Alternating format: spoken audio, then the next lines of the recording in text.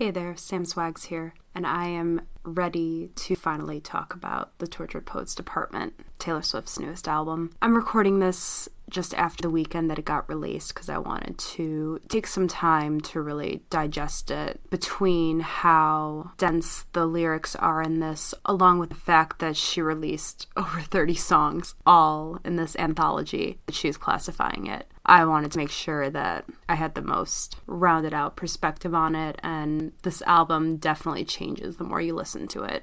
While I plan on discussing the entirety of the Tortured Poets Department as an anthology, the focus of my episode is probably going to be on that initial album release up until Clarabout. Not only do I think that's the most cohesive set, but interestingly enough, I was in Target a couple days ago, saw the display for the vinyl, and realized that I don't think she's releasing a physical copy of the full anthology from what I can tell so far. So I think all the more reason that that is the focus. So when I had my initial listen through, I think like most of us, was taken aback with the focus being much more on Matt Healy than on Joe Alwyn. And then I think the second biggest takeaway for me was realizing how much music we were getting at the 2 a.m. drop that wasn't just a couple bonus songs like we typically come to expect from her. And it was a little off-putting at first. I still find this anthology pretty overwhelming, chaotic, but the more that I'm listening to this album and I think about how this is an album and an anthology that's really representative of 2023 for her,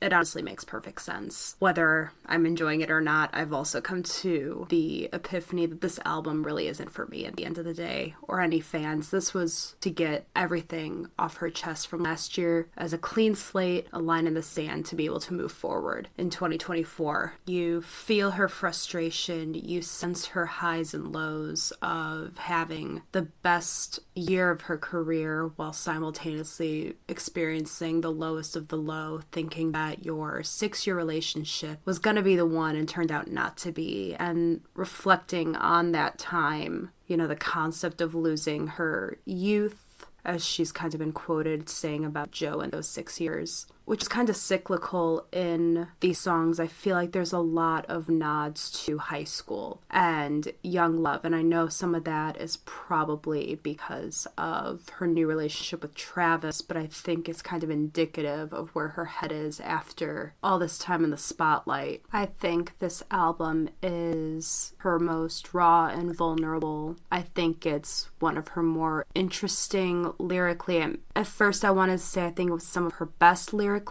and written, but there are enough cheesy bits to it that I don't know if I want to say it, but I think this is the most I've been intrigued by the writing side of it, and maybe that's also because this is called the Tortured Poets Department. She clearly focused on the lyrical part of it, and I appreciate that. I also think, mostly in the first couple songs, but I think throughout the album, that this is the most she's challenged herself vocally and musically. My initial note when I heard Fortnight was it felt very reminiscent of Lana Del Rey for me, and I really liked the little bit that Post Malone was in that song as well. I knew that Florida was going to take a minute for me to grow, but I absolutely love that song now. The biggest thing that I personally want to talk about in regards to the first part of this anthology is the stylistic use of her music video and how that ties into the final song on the album of Clarabout. I am a huge film history buff. I absolutely love silent films. Charlie Chaplin is one of my favorites, so I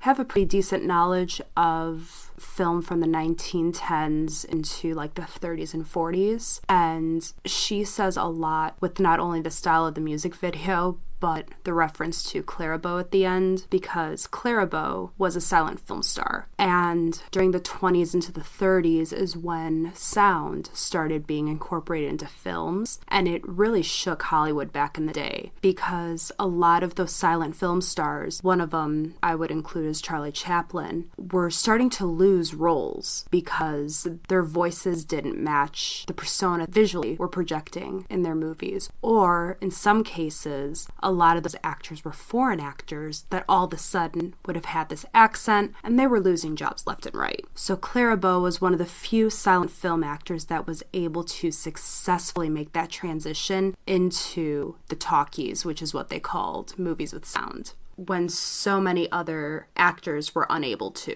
One example, keeping it with Charlie Chaplin, was that he actually retired his iconic character, the Tramp, in 1936 with his final movie, The Great Dictator, which is the only movie that ever features the Tramp talking, because he also believed the minute that he put his real voice or a voice to that character, the magic of the character was lost. And on the flip side, a rare positive example of a foreign-speaking actress that successfully made the transition from silent film to talkies is actually Ingrid Bergman. She was a very popular silent film star, not American, went on to make and be a part of one of my favorite films of all time, Casablanca. So just for some context on that. So you may be wondering how this ties into the music video, and it's a little bit deeper than it just being that gorgeous black Victorian dress that she's wearing with the typewriter scene with her and Post Malone. That whole opening with her waking up on that bed and those sharp angles and the really distorted asylum that she wakes up in is actually a niche 1920s film style called German Expressionism. Now, the most popular film to come out from that time with that style, I would say, is Nosferatu. But when I was watching that music video, there seemed to be a more direct correlation with a different film from that time period. It's actually one of my favorites. It is called The Cabinet of Dr. Caligari. And that one is the epitome of those really harsh angles, the darker story. It is a creature film, somewhat in line with Frankenstein, but not 100%, but it's that similar concept. So her coming off the bed reminded me of a couple scenes from that movie. And I think what kind of ties this all in together, I want to read something off, is, interestingly enough, on Loss of My Life, she actually makes a comment about Impressionist art. The line specifically is, "And you told me I reformed you when your Impressionist paintings of heaven turned out to be fakes. Well, you took me to hell too."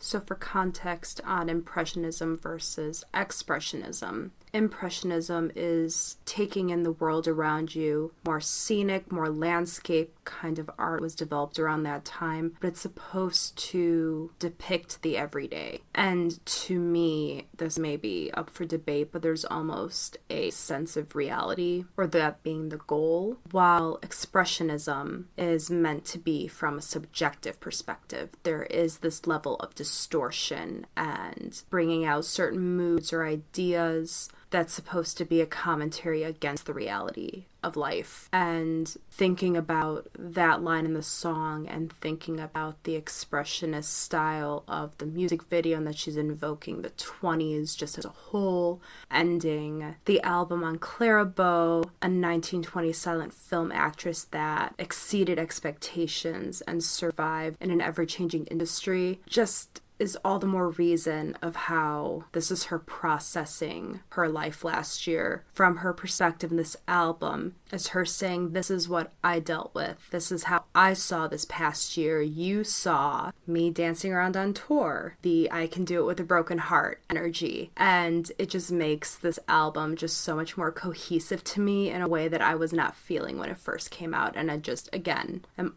always impressed with all these little Easter egg nuances that she has a vision with every album from start to finish. I think the next big thing I want to get into that I keep seeing a lot of commentary around is the collective, myself included, somewhat freak out of realizing this isn't a Joe Alwyn album. This is Matt Healy. And all of us are standing here twiddling our thumbs wondering why. Why this guy? They were only together not even 2 months over the summer. How could he have had such an impact on her life? What could their relationship have been like that required her to get 30 songs worth off of her chest about this time period? For me, there was one song and one line from it specifically that hinted to me that there's way more to the story than any of us realized, and she really tells on herself, I think, in this album. Again, adding to that whole vulnerability of what she's writing about. So in Down Bad, she references cosmic love. And I was like, that is a bold statement for someone that you've been with for a couple weeks. Once I went back and revisited it and started listening to the rest of the album with that mind of how infatuated she was with him, I went back to Down Bad and realized that there was something reminiscent of Stevie Nicks and Lindsey Buckingham from Fleetwood Mac, who ironically is also referenced in Clarabow at the end. So I have a feeling there's got to be some type of parallel there, because there's also something reminiscent of one of my favorite books of all time that was turned into a TV show, Daisy Jones and the Six, which conveniently enough is also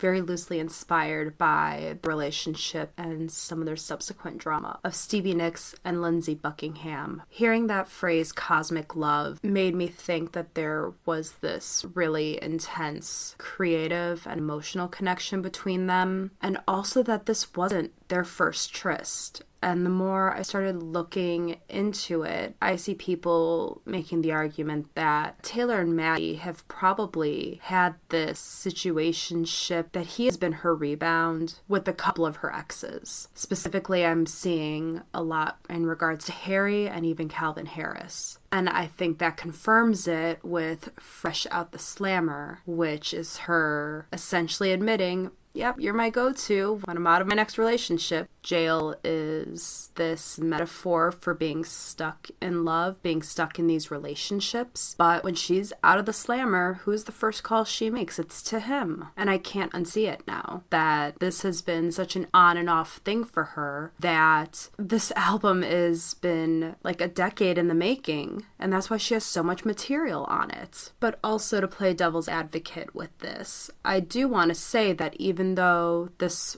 was at least seen to us as only a 6-week, 2-month long relationship, that it wasn't real or she didn't feel the way that she felt. That happens all the time. We get swept away, especially, I know me as a creative, that when you find that person that you have that spark with, it's hard to walk away from. But those are the ones that are going to burn the biggest and the brightest and the fastest, whether she wanted to admit it or not. And I feel like this is her processing and finally coming to that conclusion, because I do want to bring a quote in from Daisy Jones and the Six that I think speaks perfectly to the people questioning, well, why are there so many Matt songs? They weren't together that long. This quote's from Daisy, and if you don't want to have any spoilers for this book, just skip ahead about 15 seconds. Did Billy's actions really warrant the song? Probably not. I mean, no, they didn't. But that's the thing. Art doesn't owe anything to anyone. Songs are about how it felt, not the facts. Self-expression is about what it feels to live, not whether you have the right to claim any emotion at any time. Did I have the right to be mad at him? Did he do anything wrong? Who cares? Who cares? I hurt, so I wrote about it. I think it's really interesting how much I feel a connection of Daisy Jones and the Six, and by proxy, Stevie Nicks, when I feel like I had some moments in Lover and Midnights that was very reminiscent to another book from the author of Daisy Jones and the Six, Taylor Jenkins Reid, her book, The Seven Husbands of Evelyn Hugo, which is also very, very popular. It's a book talk darling. These two books are some of my favorites of all time. Highly recommend it. But again, that's how she felt in the moment, whether we think it's justified or not.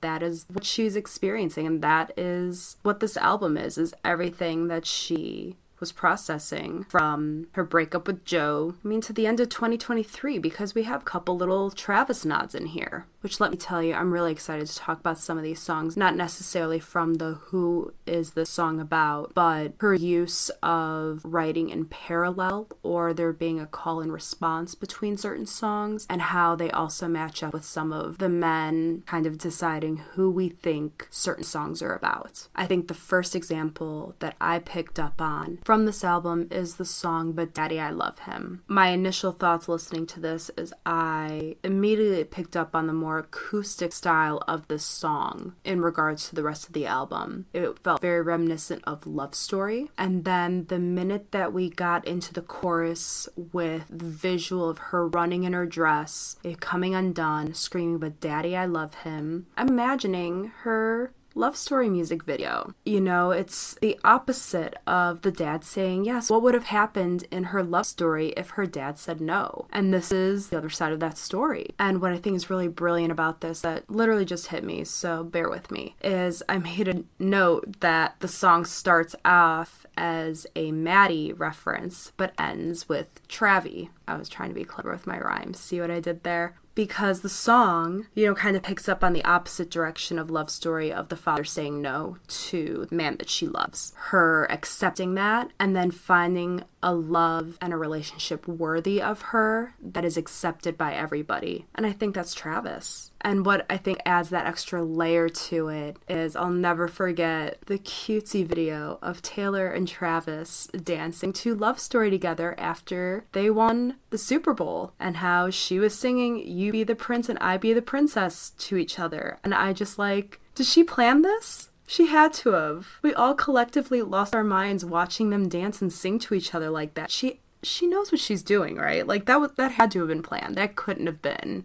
on a whim. Because I just cannot unsee the importance of Daddy, I Love Him in regards to that. Some other songs that I found either lyrical callbacks to previous songs or stylistically. I think the most obvious ones to me, and I think there are a lot more, Thank You Amy, very much feels like a continuation of Mean from Speak Now. Again, it was probably one of the more acoustic of the styles on the album, which Mean was definitely one of the more country songs from Speak Now. But an absolute continuation of someone verbally making commentaries, ruining her reputation, calling them out for it, but at the same time it also feels like she's on the other side of it, and that her writing Thank You Amy and that ending, I think she is finally on the other side of it as much as she can be, because that time period of her life was pretty intense and she was only in her 20s.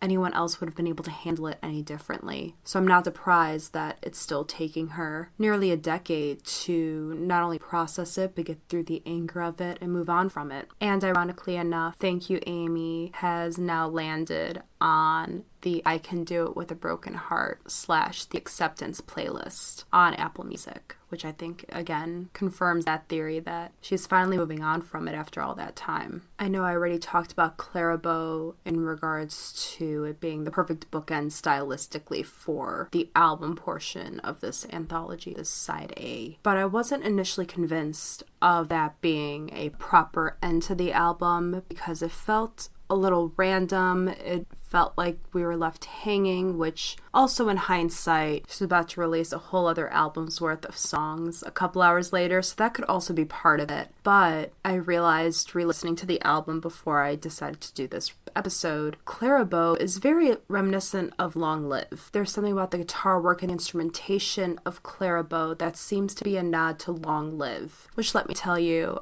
I've slowly become really obsessed with, because in Long Live, she's talking about her relationship and that standing the test of time. But in Clara Bow, she's not talking about a relationship. She's talking about these iconic women who have stood the test of time, that become the next standard, the next big thing. And I think that's really interesting and makes me think that there might be a parallel there. Another set of songs that caught my attention was Cassandra from Part B. Felt like it was telling a very similar story to Mad Woman. Both of them seemed to be depicting stories of women that seemed pushed in a corner, being told, oh, you're like this, or oh, this is like that, and them lashing out, reacting, and people being like, see, this is the proof, she's crazy. And I just can't see it. And it's just really interesting because I feel like Mad Woman is the angry side of it, and the Cassandra is the sad, the devastating, the loss of life, of how someone got into that type of situation. And again, this is also an example where I feel like it was the instrumental that caught my ear first when I was listening to Cassandra that had me digging through and looking for Mad Woman. I had a similar moment with Peter, thinking that it had the instrumentation of Champagne Problems, but a little bit more of the story of Cardigan. And then probably the loosest connection, it was a specific line from Florida that reminded me of No Body, No Crime, where it goes, and all my girls got their lace and their crimes, and your cheating husband disappeared. And later in that song, I believe there was a reference to driving a boat, and it just felt like, again, a very full circle moment of a story while referencing the cheating husband in No Body, No Crime, which I just really appreciate when people can bring things together like that. I think Taylor's really good at that. I know a lot of people have made comments about how on Red, she talks about how love is supposed to be red, but then in Lovers, she refers to it as golden and refers to gold again in a context of love and folklore. And there's something about this album that feels very much not only a reflection on 2023 for her, but also a callback to all those other songs and styles, especially as she is on her Eras tour, reminiscing and reliving all of these albums while also re-recording the bulk of them by this point. We only have 2 left. So to sit here and deny Taylor as a songwriter or the artist she is always going to be one of the most infuriating things that I will always die on that hill for, because you can't deny the brilliance of it. As regards to some of my favorite songs from this album, they tend to be more of the front half ones.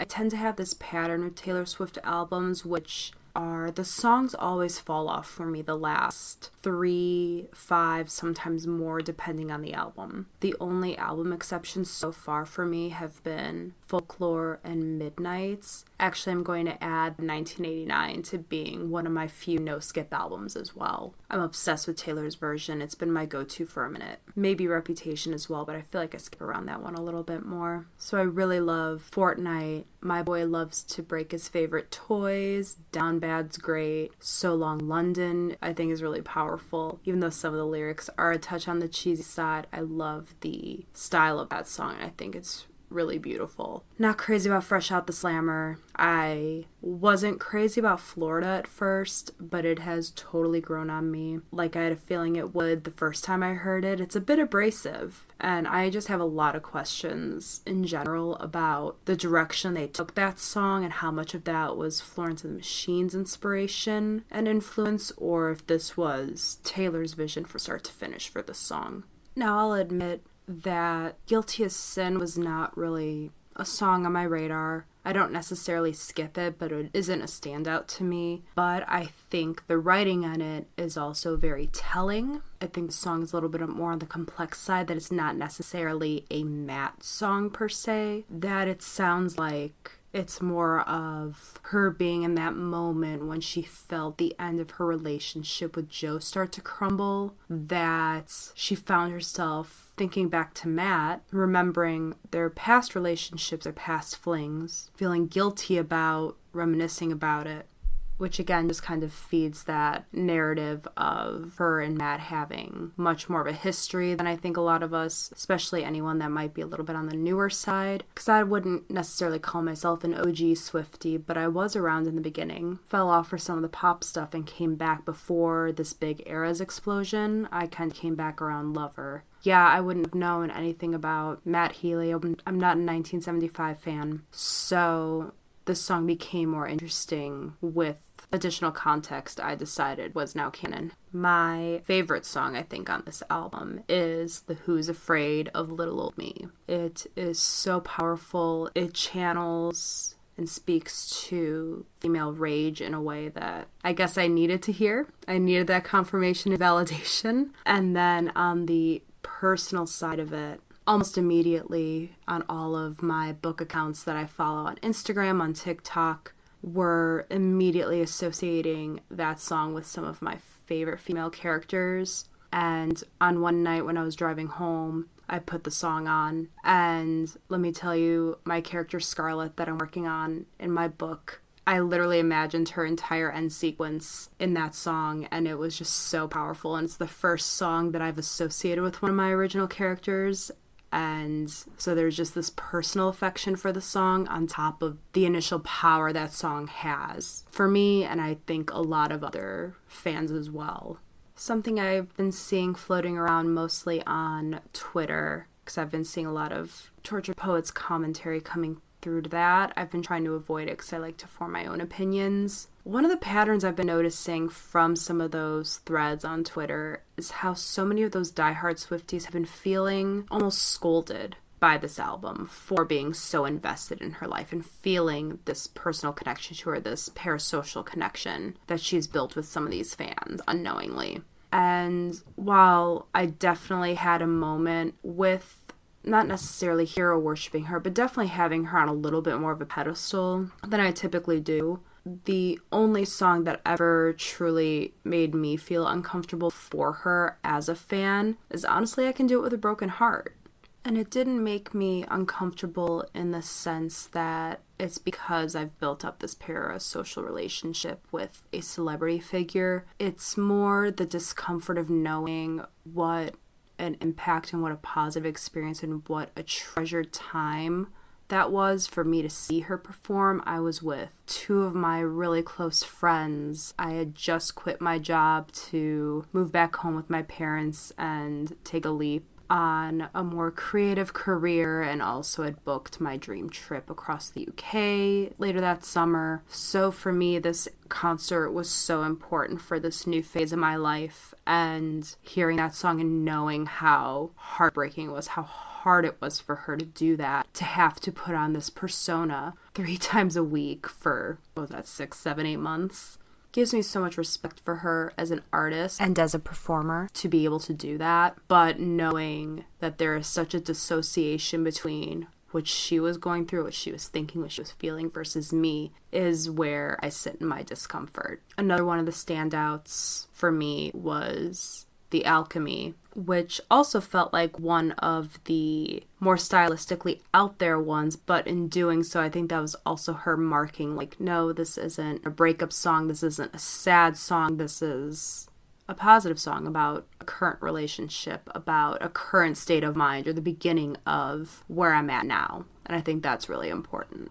Like I said, I'm not going to go into too much detail on the second half of this anthology because I think it serves its purpose in the state that it's in. The first part was supposed to be the cohesive storytelling that could be put on an album form that also still indicated the anxiety, the chaos, the manicness of her experience. But part B is just all of that in tenfold for me. And I just wasn't super credit a lot of those songs. Some of the standouts to me were Black Dog, Albatross, Thank You Amy, Cassandra, Peter, The Manuscript, the super long one with the Chloe or Sam or the million names on it. I'm still orienting myself around it. But again, just further goes back to my initial theory of how, as much as I love her and I think she is truly talented, and I mean, she's been my top artist for probably like the past at least 5 or 6 years now, I just can't stay connected to an entire album, especially one that is as long as this one. If I'm feeling inclined, if I have a moment of inspiration, if my opinion ever changes on side B, I would consider doing another episode that touches on that. But outside of that, in its current state and in my current headspace, I don't see that happening.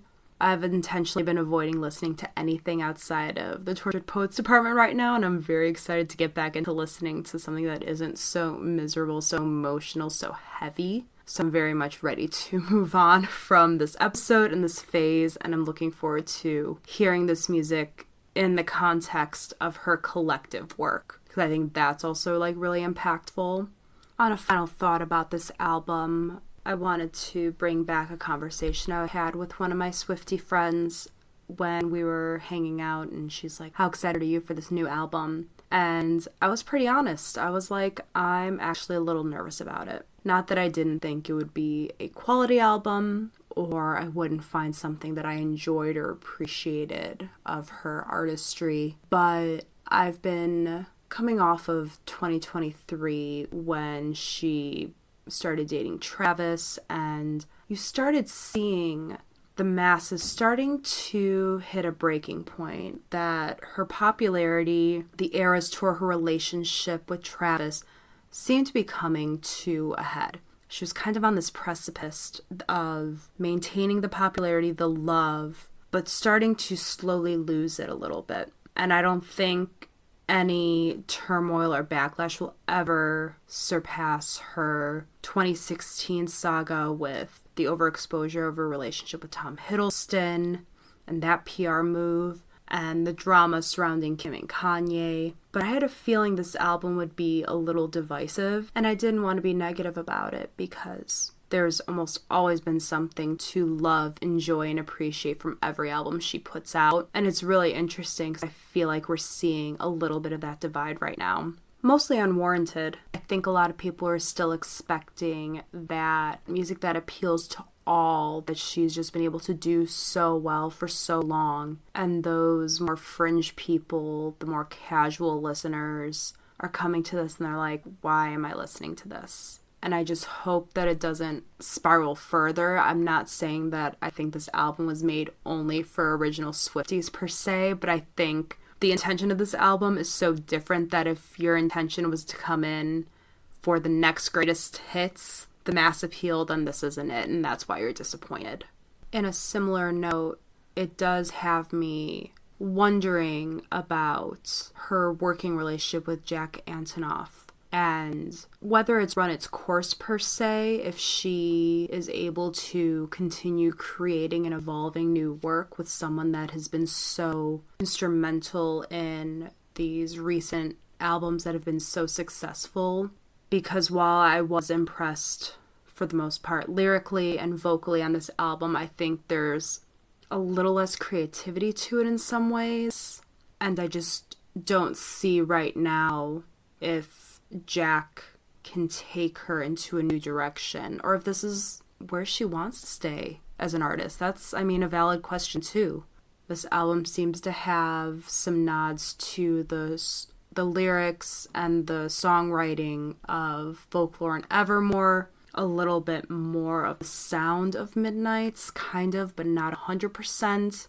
So I just don't see how that's going to evolve. I feel like she's almost backed into a corner, but I could be very wrong. Look at the 180 she did between Reputation and Lover. But anyway, thank you for tuning in to this episode of Swag Space, talking about the Tortured Poets Department by Taylor Swift. I have a lot more exciting episodes coming in the coming weeks. I am doing a rewatch of Bridgerton, and I'm recapping that on an episode in anticipation of season 3, which I'm surprisingly excited for. So that will be one of them, and I'm also doing a little bit more of a more detailed, in-depth episode around the hopeful impacts of Cowboy Carter and the country music industry, because I am a huge country music fan. And the history of country music is really fascinating, especially when you dive into the gender discrimination, the whole racial aspect of it, and how politics has shaped what modern country music is. And I'm really, really excited to dig into it. It's just going to take a little bit of research. That's why I haven't done it yet. So that's just a quick little preview of what the next upcoming episodes are going to be about. Thanks for tuning into this one. I will see you next time. Thanks for listening to today's episode. You can follow me on TikTok and Instagram at samantha.mave and our podcast Instagram, Confession Stand, at confessionstand_podcast for episode updates, book and movie recs, and more.